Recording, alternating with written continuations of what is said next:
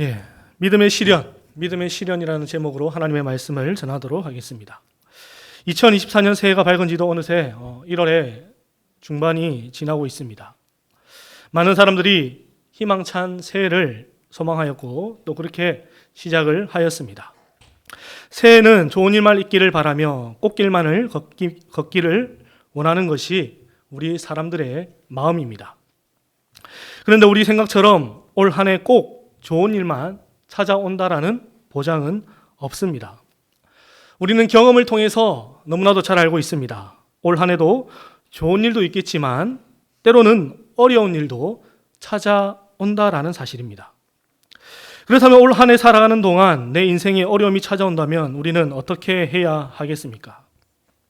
세상 사람들은 이렇게 말합니다. 인생은 고난의 연속이라고 말을 합니다. 산 하나 넘으면 또 다른 산이 우리를 기다리고 있다라고 이야기합니다. 그래서 많은 사람들이 여러 방법을 통해서 이 세상을 고통 없는 유토피아로 만들어 보려고 하였습니다. 어떤 사람은 철학으로, 또 어떤 사람은 정치로, 또 어떤 사람은 기술로 이 세상을 고통 없는 유토피아로 만들어 보려고 하였습니다. 그런데 그 누구도 이 세상에 고통 없는 세상, 유토피아를 만들 수가 없었습니다. 왜 그렇습니까? 왜 사람의 힘으로, 사람의 노력으로 고통 없는 그 유토피아를 만들 수 없는 것일까요? 성경은 이에 대해서 우리에게 이렇게 말씀합니다. 우리 인간은 모두 죄인이라 말씀합니다. 우리 인간은 모두 죄인이기에 하나님께로부터 형벌을 받았다라고 말씀합니다. 그리고 그 형벌로 인하여서 우리는 이 땅에 수고와 끝없는 고통 가운데 살아간다라고 말씀합니다. 요즘 길을 가다 보면 전도지를 받을 때가 있습니다. 그때 전도지를 보게 되면 이러한 문구가 적혀져 있습니다. 예수님을 만나면 행복해집니다. 예수님을 만나면 행복해집니다. 이 말은 사실 반은 맞고 반은 틀린 말입니다. 당연히 예수님을 만나면 행복해집니다. 하지만 예수님을 만나도 고난은 찾아옵니다. 오늘 성경을 쓰고 있는 야고보는 성도가 만나는 고난은 믿음의 시련이라고 말씀합니다. 그리고 야고보는 그 믿음의 시련 앞에 성도가 어떻게 살아가야 하는지에 대해서 우리에게 말씀합니다. 첫째, 야고보는 우리에게 믿음의 시련 앞에 기뻐하라라고 말씀합니다. 우리 오늘 본문의 2절 말씀 함께 읽겠습니다. 시작.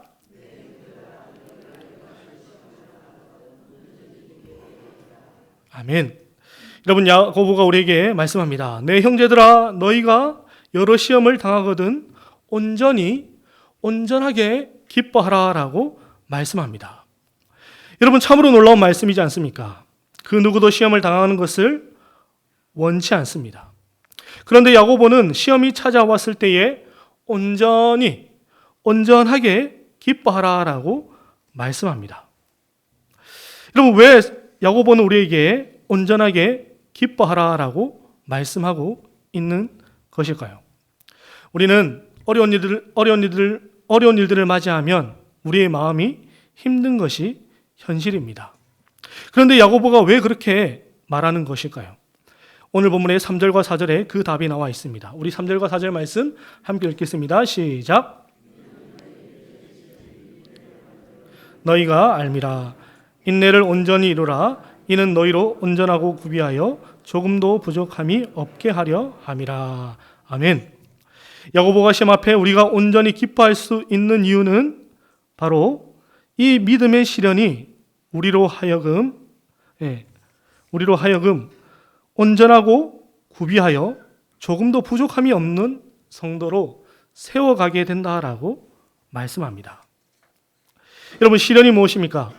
시련은 악을 행하려는 유혹의 의미보다는 신앙이나 실력을 인가할 목적으로 어떠한 것을 시험하는 것을 의미합니다.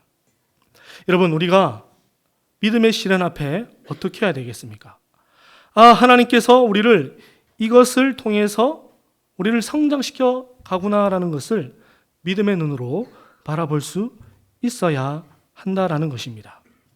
여러분, 믿음의 시련은 우리를 인내하게 만듭니다. 그리고 그 인내를 여러분은 우리에게 온전하게 이루어 갈 것을 우리에게 말씀합니다.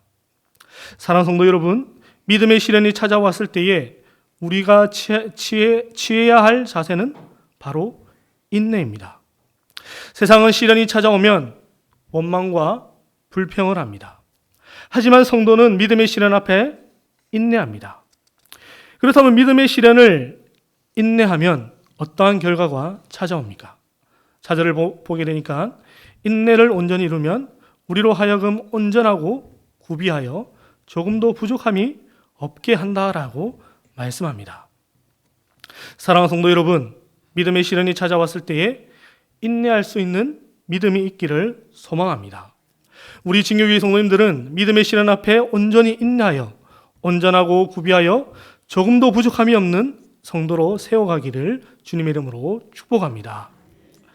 여러분, 나무가 높이 자라가기 위해서, 나무가 큰 나무로 자라가기 위해서는 뿌리가 깊어야 한다라고 말합니다. 그런데 나무의 뿌리가 깊어지기 위해서는 어떻게 해야 되는지 아십니까? 그 나무가 강한 바람을 많이 맞아야 그 나무의 뿌리는 깊어진다라고 말합니다. 강한 바람이 불 때 나무는 넘어지지 않기 위해서 뿌리를 땅속 깊숙이 계속해서 내린다고 합니다. 하나님은 우리가 그저 온실 속에 자라나는 작고 허약한 나무로 남아있기를 원치 않으십니다. 큰 바람 앞에 뿌리를 깊이 내려서 큰 나무로 자라가기를 원하고 있습니다. 베드로는 이에 대해서 이렇게 말씀합니다. 우리 베드로전서 1장 5절과 7절 말씀 함께 읽겠습니다. 시작. 너희는 말세에 나타내기로 예비하신 구원을 얻기 위하여 믿음으로 말미암아 하나님의 능력으로 보호하심을 받으니라. 그러므로 너희가 이제 여러 가지 시험으로 말미암아 잠깐 근심하게 되지 않을 수 없으나 오히려 크게 기뻐하는도다. 너희 믿음의 확실함은 불로 연단하여도 없어질 금보다 더 귀하여 예수 그리스도께서 나타나실 때에 칭찬과 영광과 존귀를 얻게 할 것이니라. 아멘. 베드로가 우리에게 무엇이라 말씀합니까? 말세에 나타내기로 예비하신 구원을 얻기 위하여 믿음으로 말미암아 하나님의 능력이 우리를 보호하고 계신다라고 말씀합니다. 그리고 6절에서 또 무엇이라 말씀합니까? 그러므로 너희가 이제 여러 가지 시험으로 말미암아 잠깐 근심하게 되나 오히려 크게 기뻐하라라고 말씀합니다. 왜 그렇습니까? 7절에 너희 믿음의 확실함은 불로 연단하여도 없어질 금보다 더 귀하여 예수 그리스도께서 나타나실 때에 칭찬과 영광과 존귀를 얻게 할 것이니라. 불로 연단하여도 없어질 금보다 귀한 믿음을 가진 자들에게 주님이 어떻게 하신다라고 말씀합니까? 예수 그리스도께서 나타나실 때에 칭찬과 영광과 존귀를 얻게 하신다라고 말씀합니다. 불로 연단하여 없어질 금보다 귀한 믿음으로 주님 오실 때에 칭찬과 영광과 존귀를 얻게 되는 우리 모든 진교회 성도님 되시기를 주님의 이름으로 축복합니다. 두 번째, 야고보는 우리에게 믿음의 시련이 찾아오면 기도하라라고 말씀합니다. 우리 오늘 본문 5절 말씀 함께 읽겠습니다. 시작. 모든 사람에게 후히 주시고 꾸짖지 아니하시는 하나님께 구하라. 그리하면 주시리라. 아멘. 사람은 생각지 못한 일들을 만나게 되면 당황하기 마련입니다.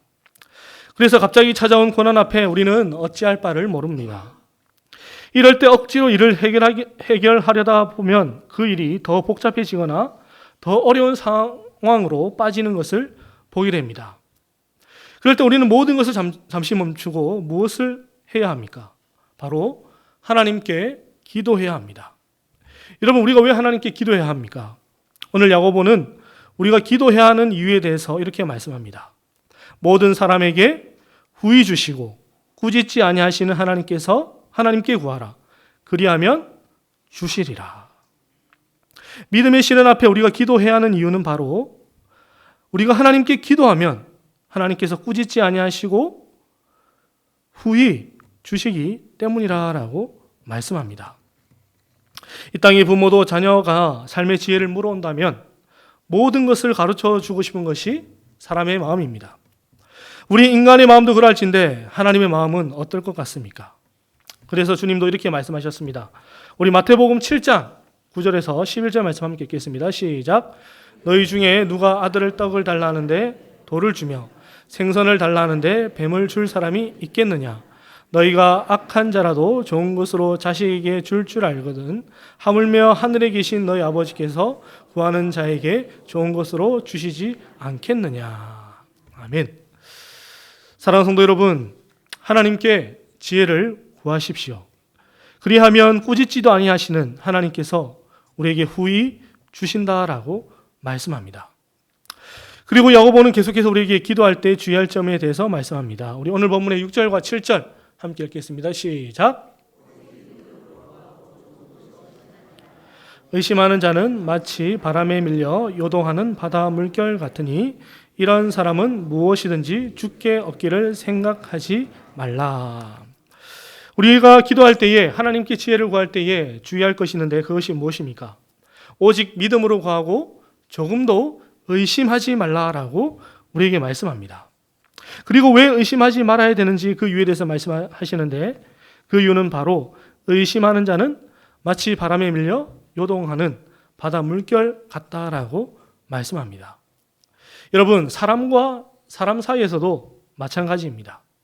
여러분, 나를 믿는 사람에게, 나의 말을 믿는 사람에게 조언을 해주고 싶고 답을 해주고 싶지, 나를 불신하고 나를 의심하는 사람에게 조언을 하거나 답을 굳이 알려주지 않습니다.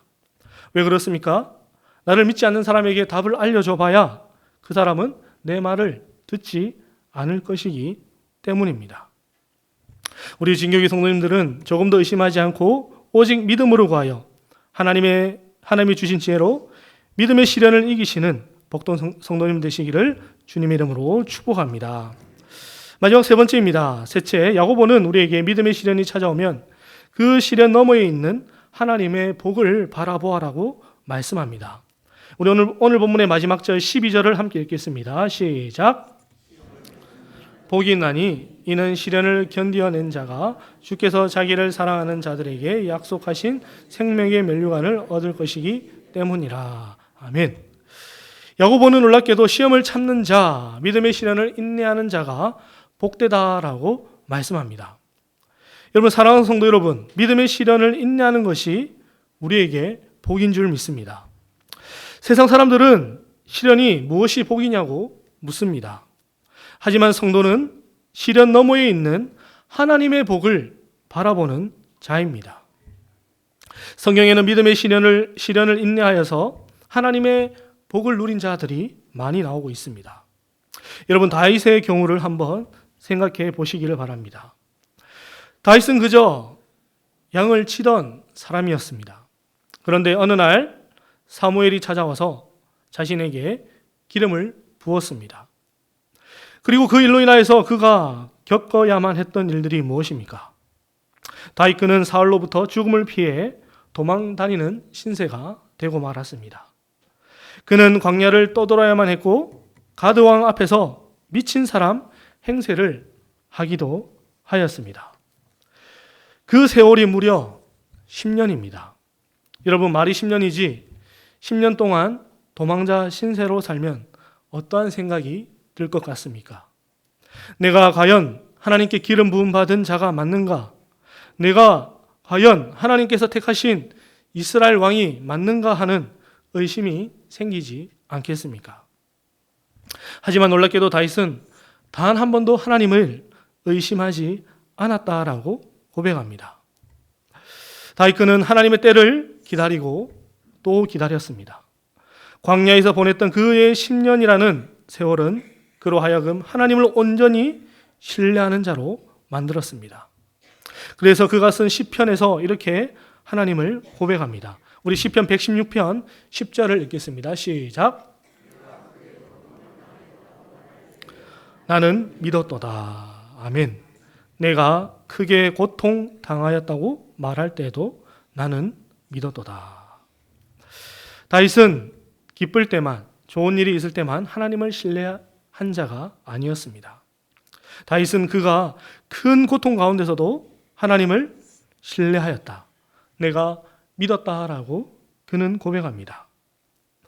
요셉은 또 어떻습니까? 요셉도 믿음의 시련의 시간을 인내하여서 하나님의 복을 누린 자입니다. 요셉은 우리가 잘 아는 것처럼 형들의 미움으로 애굽의 종으로 팔려가야만 했었습니다. 그리고 그곳에서도 억울한 누명을 쓰고 옥에 갇히는 신세가 되고 말았습니다. 옥에서는 꿈을 해석해주고 왕의 신하에게 자신의 억울한 상황을 기억해달라고 하였지만 그는 요셉의 청을 잊고 말았습니다. 하지만 요셉은 또 인내하고 또 인내하였습니다. 그리고 그는 애굽의 총리가 되었고 결국 그는 하나님의 백성을 기근 가운데 구원하는 자로 사용받게 됩니다. 오늘 야고보는 우리에게 말씀합니다. 시련을 견디어낸 자가 주께서 자기를 사랑한 자들에게 약속하신 생명의 면류관을 얻을 것이라. 여러분, 어떠한 자에게 생명의 면류관이 주어진다라고 말씀합니까? 시련을 견뎌낸 자, 주께서 사랑하는 자에게 시련을 견뎌낸 자가 약속하신 생명의 면류관을 얻게 된다라고 말씀합니다. 우리 진교회 성도님들도 믿음의 시련을 인내하여서 주님이 그 약속하신 생명의 면류관을 얻으시는 복된 성도님 되시기를 주님의 이름으로 축복합니다. 말씀을 맺겠습니다. 오늘 우리는 시험, 즉 믿음의 시련이 찾아왔을 때에 성도는 어떻게 그 상황을 대처해야 하는지 살펴보았습니다. 첫째, 우리는 믿음의 시련이 왔을 때에 온전히 기뻐해야 합니다. 왜 그렇습니까? 그 믿음의 시련이 우리를 온전한 성도로 세우기 때문입니다. 그리고 둘째, 우리는 믿음의 시련이 찾아왔을 때에 하나님께 기도해야 합니다. 믿음의 시련은 우리가 우리의 지혜로 푸는 것이 아닙니다. 바로 하나님이 주신 지혜로 믿음의 시련을 이겨내는 것입니다. 그리고 세 번째, 우리는 믿음의 시련이 찾아왔을 때에 그 시련을 통해서 주시는 그 하나님의 복을 바라보는 자입니다. 성도는 고난을 바라보는 자가 아니라 고난 뒤에 숨겨진 하나님의 복을 바라보는 자입니다. 시련을 시련으로 보지 마시고 그 너머에 숨겨진 하나님의 놀라운 복을 볼 수 있는 믿음이 있기를 소망합니다. 여러분, 세상은 어떻게 해서든 고난과 시련을 당하지 않기 위해서 더 많이 가지고 더 높이 올라가라라고 이야기합니다. 하지만 성도는 믿음의 시련을 통해서 하나님을 바라보는 자입니다. 어느 신앙서적에 이런 글이 적혀 있는 것을 볼 수가 있었습니다. 어느 한 형제가 꿈을 꿨다고 합니다. 꿈에 예수님께서 그 형제에게 십자가를 하나 주시면서 이것을 어깨에 메고 걸어가라라고 하였다고 합니다. 그 형제는 그 십자가를 메고 길을 가고 있었습니다. 그런데 그 십자가가 너무나도 무거워서 십자가의 끝을 살짝 잘라내었다고 합니다. 또 길을 한참 걸어가는데 그 십자가가 또 그 형제에게 너무나도 무거웠습니다. 그래서 또 조금 십자가의 끝을 잘랐습니다. 또 한참의 길을 걸어가는데 그 형제에게 십자가가 무거워지자 또 십자가의 끝을 형제는 잘랐습니다. 어느새 길은 그의 앞에 천국이 보이는 곳까지 도착하게 되었습니다. 그런데 지금 서 있는 땅과 천국 사이에는 큰 웅덩이가 있었다고 합니다. 이 웅덩이를 어떻게 건너지 하고 있었는데 뒷사람이 와서 자신이 지고 온 십자가를 다리로 삼아서 천국으로 건너가는 것을 보게 되었습니다. 그런데 그 형제는 그 웅덩이를 건널 수가 없었습니다. 왜 그렇습니까? 그의 십자가를 오면서 다 잘라 버렸기 때문입니다. 그냥 누군가가 지어낸 이야기이지만 우리에게 크나큰 교훈을 주는 이야기입니다. 올 한 해도 우리에게 어떠한 믿음의 시련이 찾아올지 저는 알 수가 없습니다. 하지만 확실한 사실은 그 믿음의 시련을 통하여서 우리의 신앙이 한 뼘 더 자라나고 우리의 믿음이 하나님께 더욱더 가까워져 간다는 사실은 저는 잘 알고 있습니다. 마태복음 16장 24절을 보게 되면 주님께서 이렇게 말씀하십니다. 우리 함께 읽겠습니다. 시작. 이에 예수께서 제자들에게 이르시되 누구든지 나를 따라오려거든 자기를 부인하고 자기 십자가를 지고 나를 따를 것이니라. 아멘. 여러분, 성도는 예수님의 제자입니다. 여러분, 예수님의 제자는 예수님의 뒤를 따라가는 자입니다. 여러분, 주님께서 우리가 예수님을 뒤를 따르려면 어떻게 해야 한다라고 말씀합니까? 자기를 부인하고 자기 십자가를 지고 나를 따라오라라고 말씀합니다. 우리는 지금 어떻게 주님을 따라가고 있습니까? 바로 웃기는 우리 진교회 성도님들은 우리 자신을 부인하고 주님이 주신 그 십자가를 지고 주님을 따라가서 주님의 놀라운 그 생명의 면류관을, 하나님의 놀라운 그 칭찬을 듣게 되는 복된 성도님 되시기를 주님의 이름으로 축복합니다. 기도하시겠습니다.